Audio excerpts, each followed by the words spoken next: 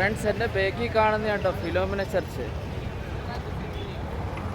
എന്തായാലും നമുക്ക് കണ്ടിട്ട് വരാം.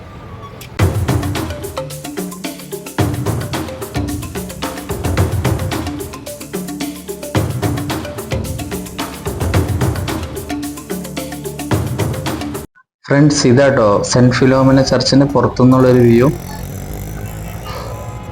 ഈ ചർച്ചിനെ കുറിച്ച് പറയുകയാണെങ്കിൽ, ചരിത്രങ്ങൾ ഉറങ്ങുന്ന ഈ മണ്ണിൽ അതിപ്രൗഢിയോടെ ഇന്നും ആ ചരിത്ര സ്മരണകളെ സൂക്ഷിച്ച്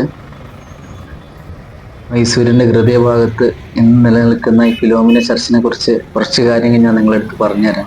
എന്തായാലും നമുക്ക് ഉള്ളിലേക്ക് പോവാം. 1933 ഒക്ടോബർ 28 അന്നത്തെ മഹാരാജാവായിരുന്ന കൃഷ്ണരാജ ഉടയവർ നാലാമൻ ഈ ചർച്ചിൽ പണിയാനുള്ള സ്ഥലം വിട്ടുകൊടുക്കുകയും പുള്ളിക്കാരൻ തന്നെ ചർച്ച് പണിയുന്ന സമയത്ത് തറക്കല്ലിട്ട് ചർച്ച് പണിയാനുള്ള എല്ലാ ക്രമീകരണങ്ങളും ചെയ്തു കൊടുക്കുകയും ഡാലി എന്ന ഫ്രഞ്ചുകാരനാണ് പള്ളീൻ്റെ രൂപകൽപ്പന ചെയ്തിട്ടുള്ളത്. ഫുൾ ഡിസൈൻ എല്ലാം പുള്ളിക്കാരൻ്റെയാണ്.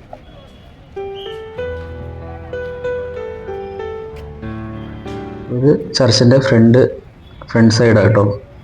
ഈ ഫ്രണ്ട് സൈഡിലെ ഈ രണ്ട് കൂറ്റൻ ഗോപുരങ്ങളുണ്ടല്ലോ, അതാണ് ഈ ചർച്ചിൻ്റെ പ്രൗഢിയായിട്ട് കണക്കാക്കപ്പെടുന്നത്.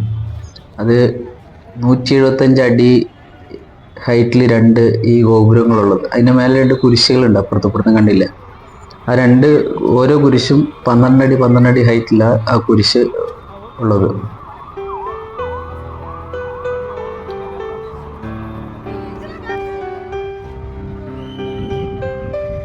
ആകാശ കാഴ്ചയിൽ ഈ ചർച്ച് ഒരു കുരിശിൻ്റെ രൂപത്തിലെ കാണാം. ഞാൻ ആ മേലെ ഫോട്ടോ വെച്ചിട്ടുണ്ട്.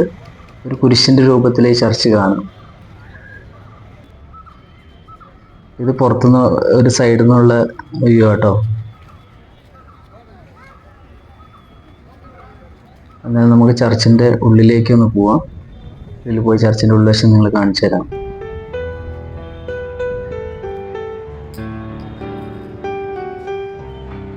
അപ്പോൾ ഇതാട്ടോ ചർച്ചിൻ്റെ ഉൾവശം. അപ്പോൾ കുറച്ച് ആൾക്കാർ പ്രാർത്ഥിക്കുന്നുണ്ട്. ടൂറിസ്റ്റുകളായിട്ട് വന്ന് കണ്ട് തിരിച്ചു പോകുന്ന ആൾക്കാരുണ്ട്. ഇതിൻ്റെ ഒരു 800 പേർക്ക് ഇരിക്കാവുന്നുള്ളൊരു സീറ്റിംഗ് കപ്പാസിറ്റി ഉണ്ട്. സ്പേസ് 800 പേർക്ക് ഇരുന്ന് പ്രാർത്ഥന ചെയ്യാനുള്ളൊരു സ്പേസ് ഇതിൻ്റെ ഉള്ളിലുണ്ടെന്ന് പറയപ്പെടുന്നു.